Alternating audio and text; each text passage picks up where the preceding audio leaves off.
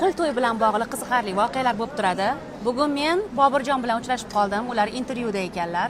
Hozir boshqa partnyorim keladilar. Unga chat bermoqchi edim. Bilasizmi, 7 yil oldin shunaqa voqea bo'lgan. Bitta restoranga kelganman. Kelib ovqatlandim, maza qildim va hech to'y boshlana qolmayapti. Partnyorim ham yo'q. Keyin uzoqdan qarasam bitta qiz bilan bitta yigit, hurmatli hamkasbimiz kelishyapti. Ular juda mashhur. Va kelishganda Shahzodaxon, bu to'y xizmatda bizmiz boshlovchi. Siz bu yerda nima qilyapsiz deydi-da. Keyin voy deganman.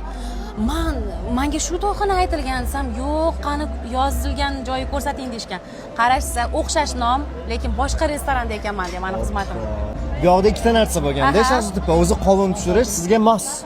Yiqilib tushalla opa sahnalarda. Bunaqa holatlar ko'p bo'ladi Shahzoda. Ikkinchidan, Hayratda qolmadingiz. hayratda qolmadim. Shunchaki sizni nasibingiz o'sha yerga qo'shilgan o'shin qilishingiz kerak bo'lgan ekan-da o'sha yerda.